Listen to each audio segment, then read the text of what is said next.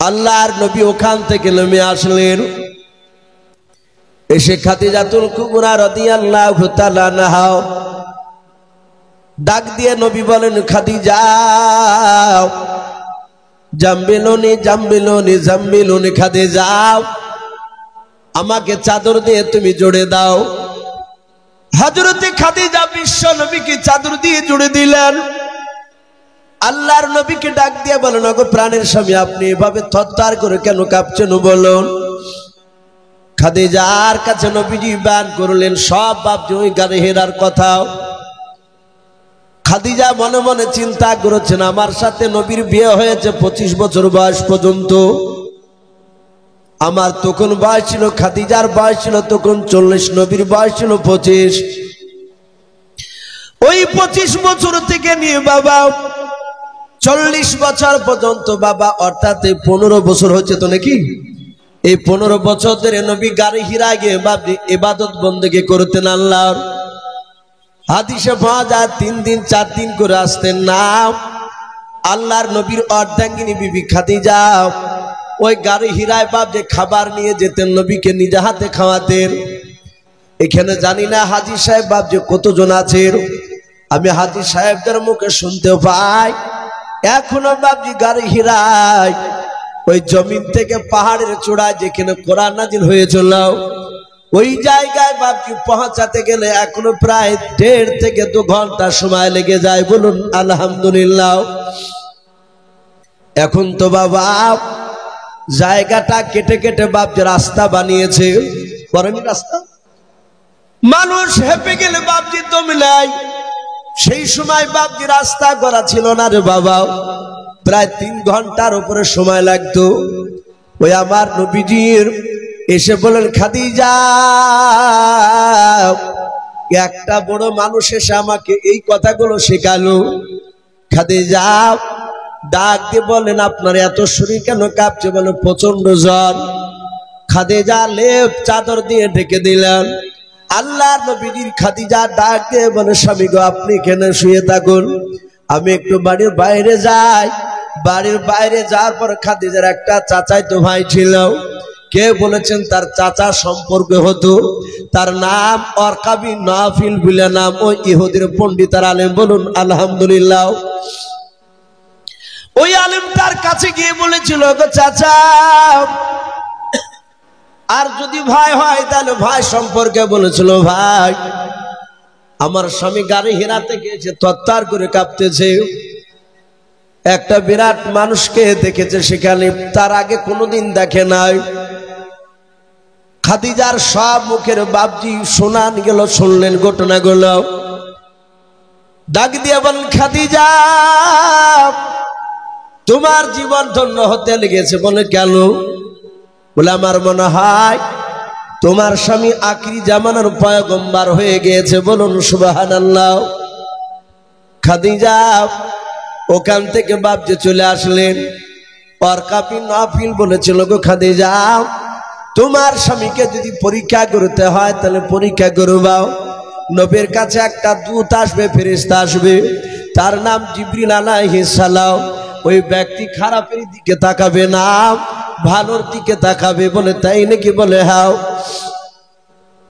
নবীজির কাছে এসে আবার খাদিজা বাপজি জড়ে ধরলেন। নবী বলেন, খাদিজা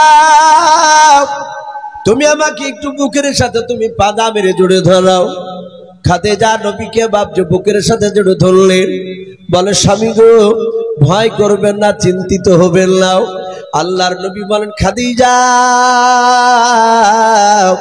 যে লোকটা গাড়ি হিরায় আমার সঙ্গে কথা বলেছিল ওর বুকের সাথে আমার বুকটাকে ধরে চাপ দিল রে খাদিজা। তখন মনে হচ্ছিল আমার বুকের বাতাগুলো চূর্ণ বিচূর্ণ হয়ে যাচ্ছে। ওরে খাদিজা ওই দেখো লোকটা আমার দিকে চেয়ে চেয়ে মুচকে মুচকে হাসতেছে। বলুন সুবহানাল্লাহ। খাদিজা বাপজি সাদাত দরজা বন্ধ করে দিলেন, জানালা বন্ধ করে দিয়ে বলুন, স্বামী আর দেখতে পাচ্ছেন? বলে হ্যাঁ। ফেরেশতাকে কে দরজা বন্ধ করে বাপজি আড়াল করা যায়? কখনোই না। লাস্টে খাদিজা বাপজি পরীক্ষা করলেন, দেখে দিলে ব্যক্তিকে সাতাতে খাদিজা একটু পর্দা থেকে বাপজি আপনার টাকনো নিচ থেকে বাপজি একটু যাতে কাপড়টা বাপজি তুললেন। নবী বলেন খাদিজা ওই লোকটাকে আর দেখতে পাওয়া যায় না। খাদিজা বাপজি রাসূলুল্লাহকে বাপজি পাজা মেরে জড়িয়ে ধরলেন। আল্লাহ রাসূলকে জড়িয়ে ধরার পরে কানে মুখে চুমা দেন আর হাসেন। নবী বলেন খাদিজা কি ব্যাপার, তুমি পাগলিনীর মতো করেছে কেন? খাদিজা বললাম। খাদিজা ডাক দিয়ে বলো হুজুর আমি পাগলিনী নয়, ও নবীজি মাফ করবেন আর ভয় করবেন না। নবীগা আমি ভাগ্যবতী রমণী। খাদিজা বলে কেন? বলো হুজুর আপনি সারা পৃথিবীর পয়গম্বর হয়ে গিয়েছেন, বলুন সুবহানাল্লাহ। ওগো নবী যেই লোকটা আপনার সাথে দেখা করেছিল, যেই লোকটাকে দেখতে পাচ্ছিলেন ওই লোকটা পৃথিবীর কোনো মানুষ নয়, শয়তানও নয়, ওই ব্যক্তি আল্লাহর ফেরেশতাও। ও নবী আপনার উপর কোরআন নাজিল হয়ে গিয়েছে। আল্লাহর নবী বলেন হ্যাঁ এই কথা তো আমাকে জিবরিলও বলেছিলেন, ওই লোকটাও বলেছিলেন। ও বাপজি ভাইয়েরাও, আল্লাহর নবী সেদিন থেকে বাপজি খাদিজাকে কলমের দাওয়াত দিলেন। কিতাবে লেখা আছে আল্লাহর নবীজিকে বাপজি চাদর দিয়ে ঢেকে দিয়েছেন। আল্লাহর নবী বলেন খাদিজা আবু তুমি আমাকে আর একটু চেপে ধরাও। খাদিজা বলে নবীকে চেপে ধরলাম, দেখলাম নবীর পা থেকে মাথা পর্যন্ত চাদর দিয়ে ঢেকে দিয়েছে। নবী আমার চাদরের ভিতর থেকে গুনগুন করে কান্না করে। আল্লাহর নবীর অর্ধাঙ্গিনী বিবি খাদিজাও ডাক দিয়ে বলেন ওগো প্রাণের স্বামী আপনি এখন কেন কাঁদছেন বলেন? নবী বলেন খাদিজা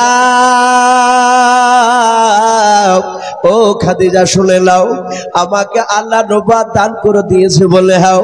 খাদিজা রে নবুয়তের দাবি আমার উপর চলে এসেছে, নবুয়তের দায়িত্ব দিয়েছে খাদিজা। আমি কার কাছে কলমার দাঁত দিব, আমাকে কে নবী বলে মানবে বলো? হযরত খাদিজা আস্তে করে বলছেন নবী চিন্তা করবেন না, কে মানলো আর না মানলো ওগো আমার রাসূল শুনে নাও। আপনার অর্ধাঙ্গিনী বিবি খাদিজা সর্বপ্রথম আপনাকে আমি নবী বলে মেনে নিলাম, বলুন সুবহানাল্লাহ। নবীর বিবি খাদিজা বলেন আমি কলমা পড়ে নিলাম।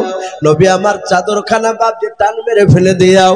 আল্লাহর নবী বাপজি দৌড়াতে লাগলেন আবু জেহেলের কাছে কলমার দাওয়াত দিতে, উতবা সাইবার কাছে কলমার দাওয়াত দিতে। বাবা এভাবে মক্কার অলিগলিতে বাপজি দাওয়াত দিতে বের পড়লেন। নবীজির বিরোধিতা বাপজি শুরু হয়ে গেল। আল্লাহর নবীকে সবাই আল আমিন বলে ডাকতো। নবী যতদিন নামাজের কথা বলেন না, আল্লাহর নবীজি যতদিন বাপজি তাবলীগ করেন নাই রে বাবা, হক কথা আল্লাহ রাসূল যখন বলতে লাগলেন, নবী আল্লাহর দিকে যখন ডাকতে লাগলেন, মক্কার ছোট বড় সবাই বাপজি নবীর বিরোধিতা শুরু করে দিল। আল্লাহ রাসূলকে আল আমিন বলে ডাকেন নাই। আল্লাহর নবীর এইভাবে বাপজি কলমার দাওয়াত দিতে দিতে দিতে দিতে দিতে দিতে দিতে বাবা 14 দিন চলতেছে। সেই সময় নবী মক্কা নগরে কলমার দাওয়াত নিয়ে গিয়েছে বাবা। 8-9টা লোককে কলমার কথা শোনাছিলেন। তারা একেবারে গরিব মানুষ, তারা সবাই নবীর কথাগুলো শুনছিলেন। আর ওই সময় উতবা সাইবা আর আবু সুফিয়ান, তখন আবু সুফিয়ান বাপজি ঈমান আনে না নাই। এই আবু সুফিয়ান আর আবু জেহেল বাপজি যাওয়ার পর আল্লাহ রাসূলের কাছে গিয়া নবীকে ডাক দিয়ে বলেছিল আমরা ছিলেন মুহাম্মদ, বলুন সাল্লাল্লাহু তাআলা আলাইহি ওয়াসাল্লাম, তোকে আমরা গতকালকে বারণ করেছিলাম বাপের বিরুদ্ধে কথা বলবি না, আমাদের বাপ দাদার আমলে যা করে এসেছে তাই করবে, এগুলো বাদ দেব না। আমাদের বাপ দাদার বিরুদ্ধে কথা বলবি না, নতুন কলমার দাওয়াত দিবি না। যাহাতে বাপ যে কথা বললাম, নবী বাদ দিয়ে বলেন চাচা আমি তো কোনো অন্যায় করি নাই, জাহান্নাম থেকে মানুষ কিভাবে জান্নাতে যাবে ওই কথাটা একটু শোনাতে এসেছিলাম। আর সঙ্গে সঙ্গে আবু জেহেল বাপকে দাদাগিরি দেখে দিলাম। এত বড় বেয়াদব শয়তান জানোয়ার আবু জেহেল নবীর গলায় ধাক্কা দিয়ে রাসূলকে বাপজি ধাক্কা মেরে ফেলে দিল। নবী আমার হুড়মুড় করে বাপজি মাটিতে পড়ে গেলেন। নবীজির বাপজি আপনার কপালটা পাথর লেগে কপালটা ফেটে গেল বাবা। আল্লাহ রাসূল বাপজি হাত জোড় করে বলে চাচা আমি তো আপনাদের কোনো অন্যায় করি না গো চাচা, আমাকে আর মারবেন না। আবু জেহেল না বাপজি শুনল নাও। ও বাপজি ভাইরাও, যাদের ঈমান থাকবে না রে বাবা, ইউটিউবে ফেসবুকে দেখা যায় অনেক জায়গায় বাপজি, ভারতবর্ষের মাটিতে বাবা, অনেক দাড়িওয়ালা বাপজিকে ধরে বাপজি দাড়ি কাঁচি দিয়ে ধরে কেটে দিছে।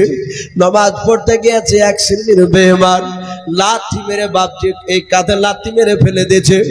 ও বাপজি এমন ভাবে মারছে বয়স্ক লোকদেরকে, আর হাত জোড় করে বলে বাবা বেরো না, কিন্তু তাদের দিলে বাপজি রহম হয় না। এইভাবে বিশ্ব নবীকে বাপজি আবু জেহেলরা মারত। নবীজির গলায় ধাক্কা দিয়ে ফেলে দিল। আল্লাহর নবীর কপাল কেন বাপজি পাথর থেকে বাপজি লেগে ফেটে গেল, 2-4 ফোঁটা রক্ত পড়ে গেল। নবীকে আবু জেহেল বলল বাবা, আগামী কাল যদি কলমার দাওয়াতে বন্ধ না করো রে বাবা, তোমাকে আমরা মারতে বাধ্য হবে এর চেয়ে বেশি। এই কাল থেকে যেন আর কথা বলবি না, আমরা বাপ দাদার আমল থেকে যা করিয়া আসছি তা করিয়া যাব। আল্লাহ রসুলকে গলায় ধাক্কা দিয়ে আবার বের করে দিল। ওই সময় বেঈমান আবু জেহেল বাপজি ওই জায়গাতে দাঁড়িয়ে ছিল, আর নবীর আপন চাচা বাবা সেই আবু তালিব উনি যাচ্ছিলেন। আবু জেহেলকে দেখে ডাক দিয়ে বলেছিল, আবু জেহেল ভাই কি ব্যাপার, নেতাগুলো এক জায়গায় দেখা যাচ্ছে? বলে হ্যাঁ। আবু জেহেলের মনটা ভারী। নবী বলেন, নবীর চাচা আবু তালিব বলেন, গো ভাই আবু জেহেল মনক্ষণ অবস্থায় দাঁড়িয়ে আছে কেন? চরম চিন্তিত দেখা যায়। ডাক দিয়ে বলেছিল, হ্যাঁ ভাই তুমি কি জানো না তোমার ভাতিজা আজ 14 দিন ধরে আমাদের বাপ দাদার বিরুদ্ধে কথা বলে। এই তুমি জানো না সব খবর? রাসূলের চাচা বলে, নবী জানি, আমি তো তাকে মানি নাই। বলে তাকে মানো না? বলে না। বলে কি করো তুমি? বলে আমি আমার বাপ দাদা ধর্মের উপরে ঈমান অটুট, আমার বাপ দাদার উপরে আছে, ঈমান নিয়ে আছে। আমি জানি সে নতুন কলেমার দাওয়াত দিয়ে বেড়াচ্ছে এতটুকু। আবু জেহেল বললে, আবু তালিব শুধু তোমার ভাতিজা বলে কিছু বলি নাই, আগামী কাল থেকে যেন তোমার ভাতিজা কলেমার দাওয়াত না দেয়। যদি দেয় তাহলে তোমার ভাতিজাকে প্রকাশ্য লোকের সামনে আবা ধরে মারব। আমার বিশ্ব নবীর চাচার চোখে পানি চলে আসলো। আবু জেহেল কাকে মারতে চাইলো বা? কার নাম করলে? আল্লাহ রসুলকে ডাক দিয়ে বলল, শুনে নাও, এই তোমার ভাতিজাকে মারব। আবু তালিবের মনে হচ্ছে আসমান থেকে আসমান খসে পড়ে যে ওর গায়ের উপরে, তার ভাতিজাকে মারব বলেছে। আবু তালিব বলে, চিন্তা করো না, আমাকে অভিভাবক বলে মানে, আমি আজ রাত্রিবেলায় গিয়ে আমার ভাতিজাকে বারণ করলে আশা করি আর কলেমার দাওয়াত দিবে না। ভালো ভাই আবু তালিব ওটা যেন হয়, কারণ আবু জেহেল যেমন এক গোত্রের নেতা, অনুরূপ ভাবে এই আবু তালিবও কুরাইশ বংশের বড় নেতা, বড় নেতা, শক্তিশালীও ছিলেন। হযরতে এই আবু তালিব বলল, ভাই চিন্তা না, আমি বারণ করবো আজকে। আবু জেহেল বলে, আবু তালিব যদি তোমার ভাতিজা আমাদের বাপ দাদার বিরুদ্ধে কথা না বলে, তাহলে তোমার ভাতিজাকে 3টে পুরস্কার দিব। নবীজি বলেন, নবী চাচা বলেন কি কি? বলে 1 নম্বর, গোটা মক্কা নয় আরবের মধ্যে উচ্চ সম্মানের অধিকারী করব। 1 নম্বর সম্মানী ব্যক্তি তোমার ভাতিজা হবে। 2 নাম্বার 200টা উট দিব। 3 নাম্বার মক্কা নগরে আমাদের খাজুর বাগান যেটা চাইবে সেটাই তাকে দেওয়া হবে, তার বিনিময়ে টাকা লাগবে না। হে আবু তালিব, 3টে জিনিস পেয়ে গেলে বলো তার জীবনে কি দরকার আছে? বলে আর কিছু নেই, ওগুলা হয়ে গেলেই তো বিরাট ব্যাপার। আমরা স্বাভাবিক মানুষ ভাবছি একটা বড় দোকান ব্যবসা যদি চলে, 10 বিঘা জমি হয়ে গেলি আমরা বিরাট কিছু মনে করি যে আমাদের আর দরকার নাই। কিন্তু আবু তালিব বলল আর অসুবিধা নাই, 200টা উট বড় খাজুরের বাগান আর উচ্চ সম্মানের অধিকারী, তিনটে তো দামি জিনিস দিচ্ছে। আজই যে বলবো, আল্লাহর নবীজি মক্কা নগর থেকে কলমার দাওয়াত দিয়ে বাড়ি গিয়েছেন। আবু তালিব বাড়িতে যাওয়ার পর তার অর্ধাঙ্গিনী বিবিকে ডাক দিয়ে বলেছিল, ওগো আমার বিবি শুনে নাও, একটা বাসনে দুটো মানুষের মতো খাবার খোলা আজকে। ডাক দিয়ে বলেছিল, স্বামী এতদিন আপনি বলেন নাই, বহুদিন আগে আপনি একটা বাসনে দুটো মানুষের খাবার খুলতে বলতেন। বলে বিবি শুনে নাও, বহুদিন ধরে আমার ভাতিজাকে নিয়ে খাবার খাইনি, যাও খাবার খোলো। খাবার খোলা হলো। আল্লাহর নবীজিকে ডাক দিলেন, ভাতিজা তুমি আমার ঘরে এসো। আল্লাহর রাসূল এসে বললেন, চাচাজি ডাকলেন? বলে হ্যাঁ বাবা। আল্লাহর নবীকে খাবারের সামনে বাপজি বসতে বলে নবীজি বসে পড়লেন। দরদি নবী বলেন, বাবা খাবারের সামনে বসে যাও।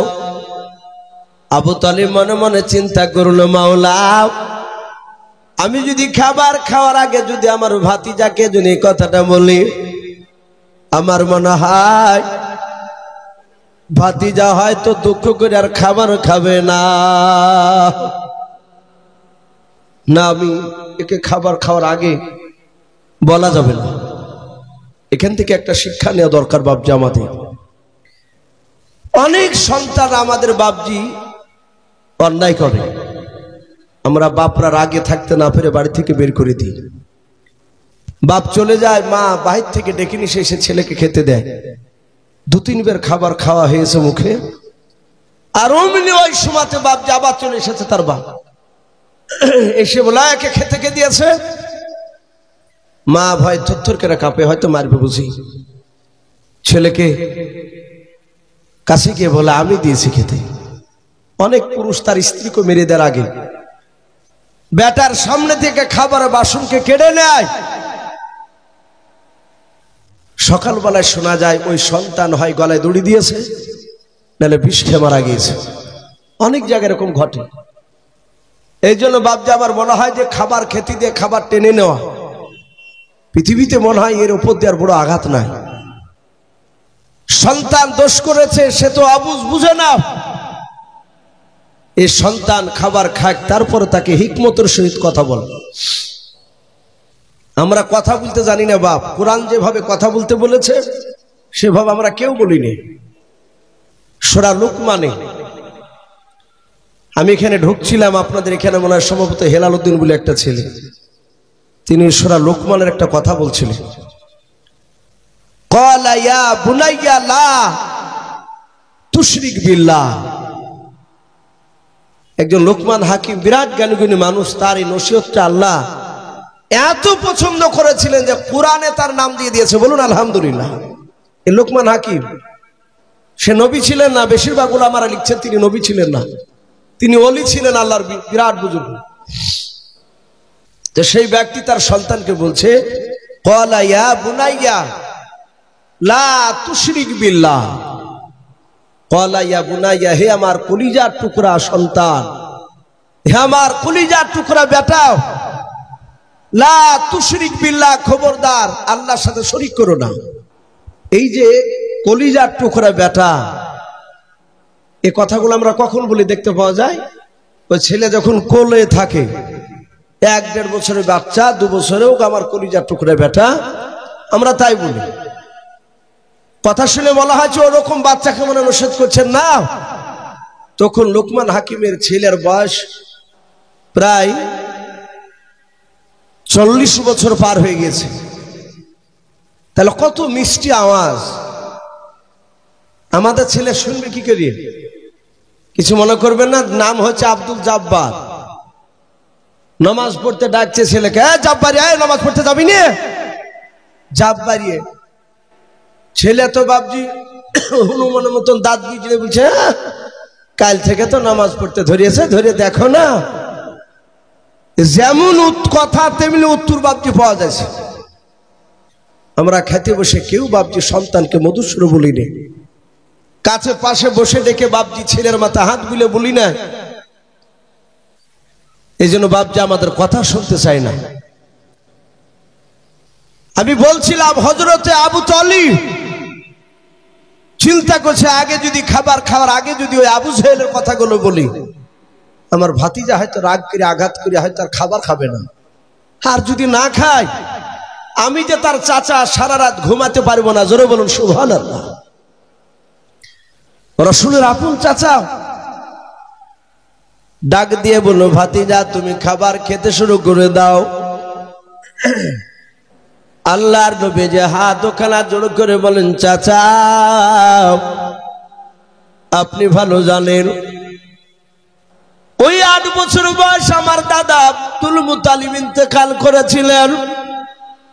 সেই 8 বছর থেকে নিয়ে চাচা 25 বছর পর্যন্ত আপনার সাথে আমি খাবার খেয়েছি, খাদিজাকে বিয়ে করার দিন পর্যন্ত, সকালবেলা পর্যন্ত নবী চাচা গো এক বাসন দুজনাই খাবার খেতাম, আপনি আমাকে না নিয়ে খাবার খেতেন না। ওগো চাচা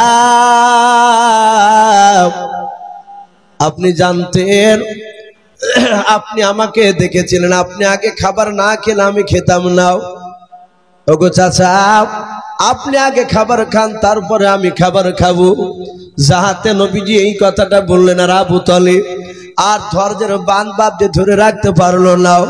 হাউমা করে তিনি চিৎকার করে কেঁদে উঠে বলেছিলেন, বাবা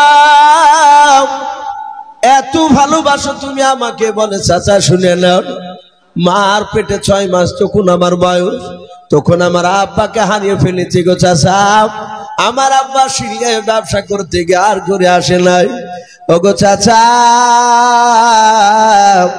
আব্বার চেয়ে বেশি আপনাকে ভালোবাসি। চাচা গো নিজের জানের চেয়ে আপনাকে বেশি ভালোবাসে, চিন্তা করবেন না, খাবার খান। আবু তালিব বলেছিল, বাবা আর না বলে থাকতে পারলাম না। ওরে বেটা দিনের বেলা কি আবু জেহেলের সাথে তোমার দেখা হয়েছিল মক্কার কোন রাস্তায়? বলে হ্যাঁ চাচা। বলে দেখা হয়েছিল। ওগো চাচা একটু তাকে দেখুন আমার কপালটা কি অবস্থা করেছে আবু জেহেল, আমাকে ধাক্কা দিয়ে ফেলে দিলাম। ও চাচা পাথর লেগে কপালটা ফেটে গেল। আল্লাহর নবীর চাচা আবু তালিব বাপ যে সহ্য করতে পারলেন না, উনি কপালে চুমা দিয়ে বলল, ভাতিজারে আবু জেহেল এইভাবে মেরেছে তোমাকে? বলে হ্যাঁ। আল্লাহর নবীজিকে ডাক দিয়ে বলে, বাবা তুমি চলে যাও পর ওই আবু জেহেলের সাথে আমার দেখা হয়েছিল। আবু জেহেলরা চোখগুলো মোটা মোটা করে বলেছিল, আবু তালিব ভাই তোমার ভাতিজা যেন আগামী কাল থেকে যেন কলমার দাওয়াত না দেয়। এই ভাতিজা আমি আবু জেহেলদের চেহারার দিকে চেয়ে দেখেছি, ওরাও তোমাকে মারবে আগামীকাল রে বাবা, তোমাকে মারলে আমি সহ্য করতে পারবো না। ওরে বাবা তুমি কাল থেকে আগামী কাল থেকে কলমার দাওয়াত আর দিবা নাও। বাবা শুনে নাও, কলমার দাওয়াত যদি বন্ধ করে দাও তোমার লাভ আছে। বলে কি চাচা লাভ? বলে ওই বড় বড় নেতারাও 3টা তোমাকে পুরস্কার দেব বলেছে। বলে কি কেউ?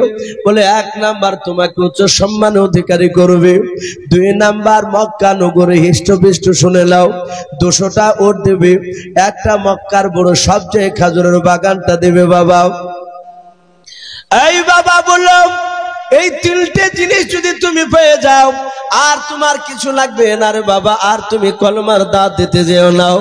আল্লাহর নবী বলেন, চাচা আর কিছু দিতে চেয়েছে? বলে নাও।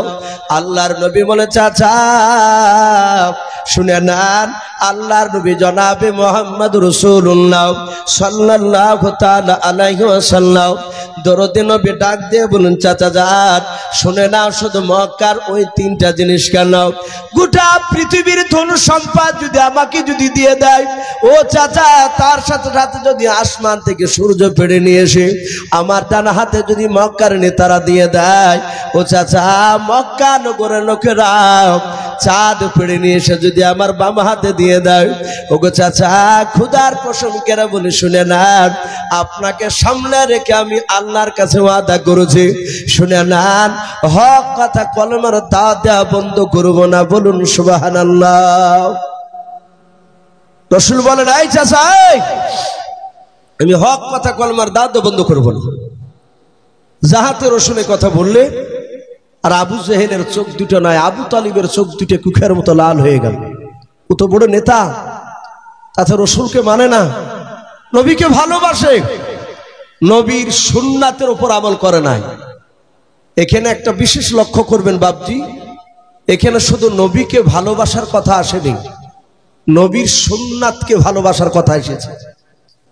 আপনি আমি যতক্ষণ পর্যন্ত নবীর সুন্নাতকে না মানব ততক্ষণ পর্যন্ত বাপজি রসুলকে মানা হবে না। এমনি মৌখিক নবীকে ভালোবাসেন এটা বলতে পারে আমরা অনেকে।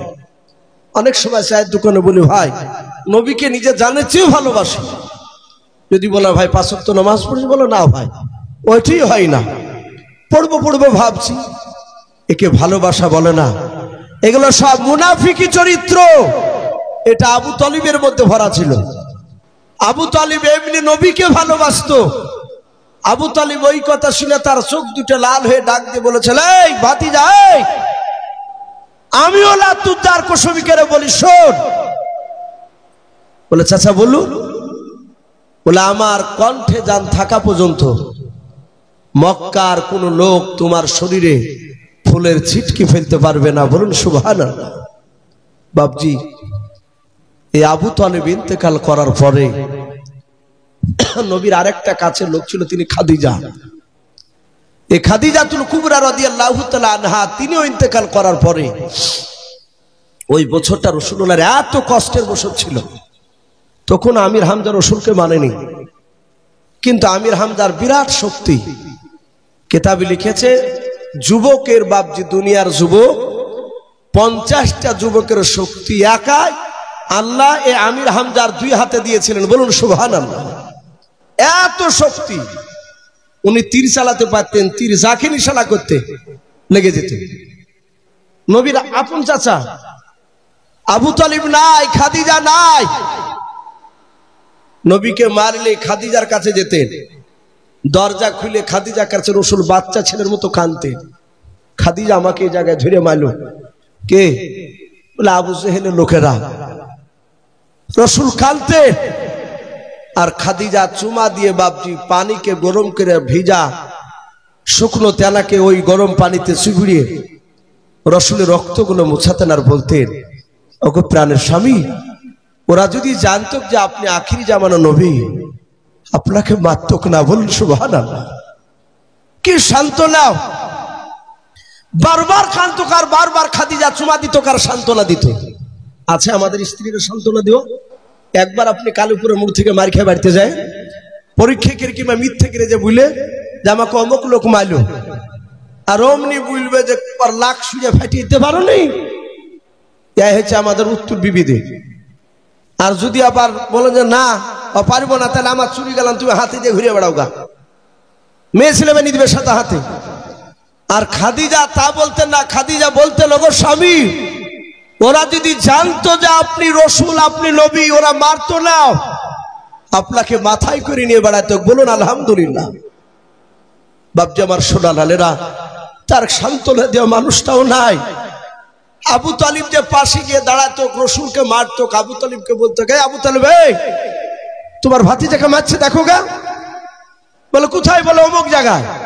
আর আবু তালিব দৌড়াতে, আবু তালিবকে দেখে মক্কার কাফেররা পালিয়ে যেত, ওরা আর কাছে বাপজি ভিড়তো না। এই যে বাপজি রসুলের পাশে দাঁড়াতেন, আবু তালিবের ইন্তেকালের পর আর কেউ নাই। হাদিসে এসেছে কিতাবে জীবনীতে, আল্লাহ রসুলকে মেরেছে, এত জোরে মেরেছে সে সময় কাফেরদের খুব মজা হয়েছে। নবীজির গাদ স্বরূপ কেউ নেই, একমাত্র আল্লাহ ছাড়া তার কেউ নাই সেখানে। নবীকে মেরেছে। নবীর চাচা আবু তালিব তখন ঈমান আনেনি। আমার বিশ্ব দরদি নবী আমার মার খেয়ে রক্তাক্ত শরীর নিয়ে, গা দিয়ে রক্ত গড়ে, জামা বেয়ে পায়ে দিয়ে বাপজি মাটিতে রক্ত পড়ছে। কাফেররা রসুলকে যত মারতো, ওরা জানতো কাকে যত মারা যাবে তত আনন্দ পাওয়া যায় এবং ভালো হবে নাকি হবে তাই ভাবতো। আজ যে বাপজি ওই যে তাবরেজ আনসারী ঝাড়খণ্ডের, আজ 2 বছর মনে হয় পার হয়ে গেল, 18 বছরের যুবক, এক শ্রেণীর জানোয়ার, অমুসলিম ভাই, সবাই না, এক শ্রেণীর বেঈমান তারপরে জানসারি ভাইকে বাপটি 18 ঘন্টা ধরে ব্যাড়কমলির ডাল, জঙ্গলের ডাল ভেঙে বাপটি দিনের বেলায় পিটিয়ে পিটিয়ে বাপটি তাকে দুনিয়ার মুখ থেকে বিদায় করলো। অনেকগুলো লোক দাঁড়িয়ে দাঁড়িয়ে তারা হাততালি মারছে দেখছে। দেখেননি তাবরে জানসারিকে? অনেকে ভুলে যাচ্ছে। দিল্লির বুকে ওয়াইস কুরিনি বলে একটা হাফেজে কোরআন মোবাইলের দোকানে হেডফোন কিনতে গেছে, হেডফোন, কোনো দোষ নাই, মারবে সেই জানোয়াররা। রাত্রিবেলায় বাপজি শত শত লোকের সামনে যুবক ওয়াইস কুরিনি তাকে লাথে কিল ঘুষে বাপজি তাকে দুনিয়ার বুক থেকে বিদায় করে দিল। জনসম্মুখে মানুষের সামনে, মানুষে হাসছে, ওকে মারছে আর হাসছে। ওদের ব্রেন গুলোকে নষ্ট করে দিয়েছে তাদের এক শ্রেণী নেতা। তারা বলেছে মুসলমানকে যত মারবি তত নাকি তোদের, এটা বুঝাতে চেয়েছে তারা। আর কিছু অন্ধভক্ত তাঁতি বাপজি বিশ্বাসী হয়ে গেছে। রসুলের জামানা ওই রকমই তো ছিল কিছু লোক।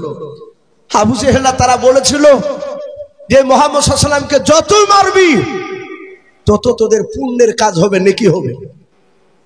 তাই তো তারা মারতে গিয়েছিল। রসুলকে বেড়েছে। নবীজি খাদিজার বাড়িতে গেলেন, খাদিজা নাই। নবী ওখান থেকে কাঁদতে কাঁদতে আবু তালিবের বাড়িতে গেলে, আবু তালিবের বাড়ির দরজা রাসূলুল্লাহ ওখানে দাঁড়িয়ে কাঁদলে। চাচা নাই, যে পাশে একটু শান্তনমূলক কথা বলবে। নবী যাবে কোথায়? রাসূল চিন্তা করছেন, আমার চাচা আমির হামজা আছে, খুব শক্তিশালী চাচা আমার, আমি যাই চাচার কাছে গিয়ে একটু দাঁড়াবো, বলবো, চাচা আমাকে সান্ত্বনা দিবে। আল্লাহর নবী গুটি গুটি পায়ে বাপজি মা রেখে আমির হামজার বাড়ির দরজা গিয়ে ডাক দিয়েছেন, চাচাও চাচা বলে বাপজি কয়েকবার ডাক দেন। পর ভেতর থেকে বাপজি আমির হামজার আওয়াজ বেরিয়ে আসে নাই। আমির হামজার অর্ধাঙ্গিনী বেবে বেরিয়ে এসে বলল, কেউ? দরজা খুলে দেখছেন নবীজি দাঁড়িয়ে আছে। নবী বলে, চাচিমা আমি আমির হামজার ভাইপো ভাতিজাও।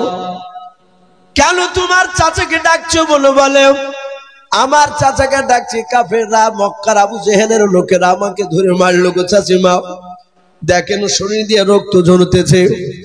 ওই সময় সান্ত্বনামূলক কথা না বলে বাবা ডাক দিয়া বলেছিল, আঘাত দিয়ে বলেছিল, যেমন কর্ম তেমনি ফল পাইয়াছো, বেরিয়ে যাও, বাড়ি থেকে বেরিয়ে যাও। নবীর চাচাকে বাড়িতে বাপজি বসতে বললো নাও। নবীর চাচিমা বললো নাও। নবী কাঁদতে কাঁদতে ওখান থেকে চলে গেলেন গুহার ভিতরে। ময়দানে একটা গর্তের কাছে গিয়ে নবী সেজদায় পড়ে কাঁদেন, বলেন, আল্লাহ আমি মনে হয় তোমার দিনকারে টিকাতে পারবো না। যেইভাবে উঠে পড়ে লেগেছে বিরোধিতা করতে আবু জেহেলের লোকেরাও, আল্লাহর নবী বাপটি ডুকরে ডুকরে কাঁদে, রক্তাক্ত শুরু নিয়ে রে বাবা। আমির হামজা জানে না আল্লাহ বলেছেন, মাইয়াহদিহিল্লাহু ফালা মুদিল্লা লাহু ওয়া মা ইউদ্লিলহু ফালা হাদিয়া লাহু। আমার আল্লাহ বলেছেন, বান্দা আমি যাকে হেদায়েত বানাবো পৃথিবীর মানুষ কেউ নাই তাকে বাপজি গুমরা বানাতে। আল্লাহ বলেন, আমি যাকে গুমরা বানাবো পৃথিবীর মানুষ কেউ নাই বাপজি তাকে হেদায়েত বানাতে। আল্লাহর নবীজি বাপজি ওইদিকে কাঁদছে, আমির হামজার দিলে বাপজি নূরের বাতি আল্লাহ জ্বালিয়ে দিয়েছেন, বলুন সুবহানাল্লাহ।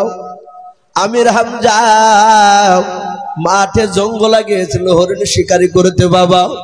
একটা হরিণকে দেখে বাপজি তীরখানা নিশানা করে হরিণকে বাপজি শিকার করবে, মারতে যাবে।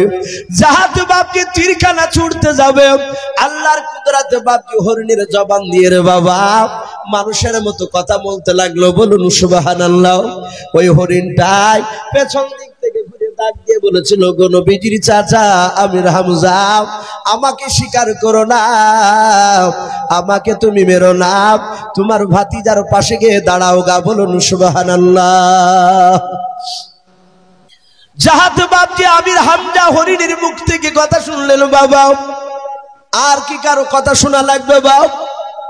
আমির হামজা সুজা দৌড়ে গিয়ে বাপজি বাড়িতে গিয়ে ডাক দিয়ে বলে, বেবে রে আমার বাড়ি থেকে আমার ভাতিজা এসেছিল। বলে, হ্যাঁ। বলে কেন এসেছিল? ডাক দিয়ে বলে কেন এসেছিল? বলে এসেছিল মক্কার লোকেরা তাকে দৌড় মেরেছে, আমাদের বাপ দাদার বিরুদ্ধে কথা বলে বেড়ায়, তো তুমি ভালোই জানো। আমির হামজা বলে হ্যাঁ তা ভালো জানি। বলে আমার ভাতিজা কি বসতে দাও নাই? বলে না, শুধু চাচা চাচা করে তোমাকে কয়েকবার ডাকছিল গাও, তুমি নাই বললাম আর চলে গেলাম। আমি বাড়ি থেকে চলে যেতে বললাম, আর বাড়ি থেকে কাঁদতে কাঁদতে চলে যাচ্ছিল, আর আমি দরজার আড়াল থেকে ওকে মেরে মেরে দেখছিলাম। মুহাম্মদ সাল্লাল্লাহু আলাইহি ওয়াসাল্লাম তোমার ভাতিজা সামনের দিকে পা ফেলছিল আর পেছন দিকে তোমার বাড়ির দিকে ঘুরে ঘুরে দেখছিল। বলুন সুবহানাল্লাহ। আল্লাহ রাসূলের চাচা ডাক দিয়ে বলে বিবি রে কোথায় গিয়েছে জানিস? বলে না। এই দরজার গুড়িতে দাঁড়িয়ে ছিল। আল্লাহ রসুলের চাচা তাকে দেখে বাপজি রক্তের ছাপ লেগে আছে, ঠোপে ঠোপে রক্ত রসুল যেই দিকে গিয়েছিল বাবা। নুরানি চেহারাতে বাপজি কাফেররা মেরেছে, তাদের দ্বিধাবোধ হয়নি, তারা রসুলকে বাপজি এত জোরে জোরে মেরেছিল। আল্লাহর নবীর চাচা বাপজি পায়ের নিশানা দেখে দেখে চলে গেল। আল্লাহর নবী জনাবে মুহাম্মদ রাসূলুল্লাহ সাল্লাল্লাহু তাআলা আলাইহি ওয়াসাল্লাম সিজদারত অবস্থায় আছে। আমার আমির হামজা আল্লাহর নবীর কাছে যার পার পিঠে হাত দিয়ে বলেছিল সিংহের মতো গর্জন দিয়াও, ওরে ভাতিজা আর কান্না করতে হবে না, তোমার চাচা আমির হামজা তোমার পাশে দাঁড়িয়ে গেল। বলো কার মার এত কোলে যাও যে আমার ভাতিজাকে মেরে রক্তাক্ত করে দিয়েছে? এই ভাতিজা তুমি একটি বার শুধু নাম করে দাও, তার মুখে তীরখানা দিয়ে দিয়ে তীরখানা বের করে দেব।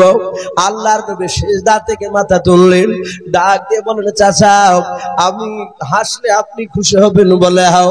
ওর প্রতিবাদ করলে প্রতিশোধ নিলে আমি কি খুশি হব? বলে কেন হবে না? আল্লাহর নবী বলে চাচা আমাকে যারা মেরেছে তার মারার চেয়ে, তাকে মারার চেয়ে আমি আরো খুশি হব চাচা যদি একবার পড়ে নেন কলমা লা ইলাহা ইল্লাল্লাহ লা ইলাহা ইলাহা ইল্লাল্লাহু মুহাম্মাদুর রাসূলুল্লাহ সাল্লাল্লাহু তাআলা আলাইহি ওয়াসাল্লাম।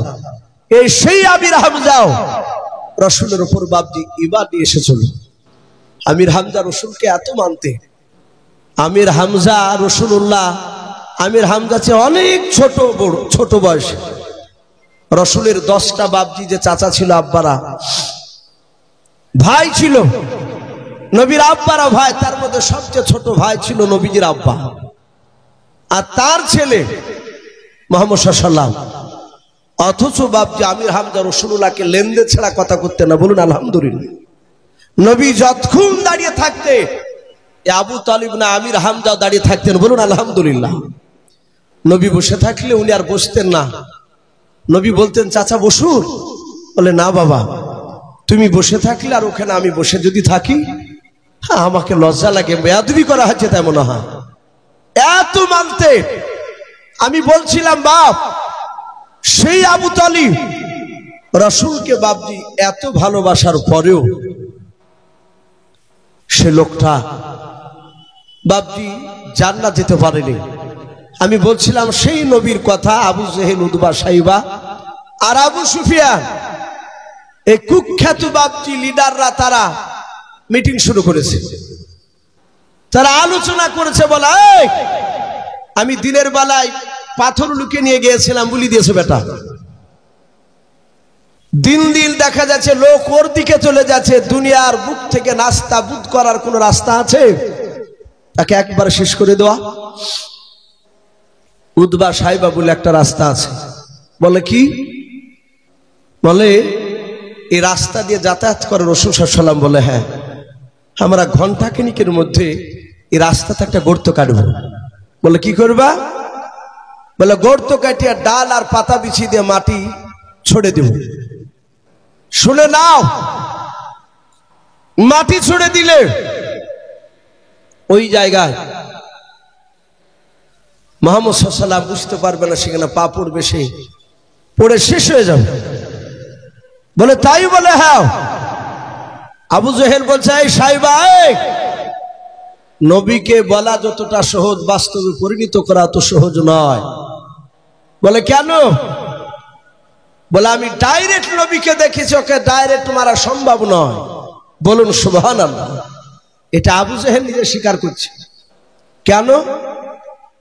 কোরআন শরীফে বাপজি সূরা মাউন, আমরা আলাম তারা থেকে নাস পর্যন্ত সূরা ফিল থেকে নিয়ে 10টা সূরা পড়ে, তারাবিতে দেখতে পাওয়া যায়, যারা তারাবি এমনি সূরা পড়ে। আরাআইতাল্লাযী ইউকাযযিবু বিদ্দীন ফাযালিকাল্লাযী ইয়াদউল ইয়াতীম ইলা আখিরিল আয়াত। এই যে ফাযালিকাল্লাযী ইয়াদউল ইয়াতীম, এতিমের মাল ভক্ষণ করো না, এতিমের মাল খেও নাও। আবু জেহেল বাপজি সে এতিমের মাল খেতে গিয়ে নবীজির ব্যবহার দেখে চলো। কিতাবে লিখেছে দুটো বাচ্চা ছিল এতিম, বাফারা মাহারা, সে ছেলে দুটো, বাপ মা নেই, বাচ্চা দুটোর কেউ সাহারা করার কেউ নেই।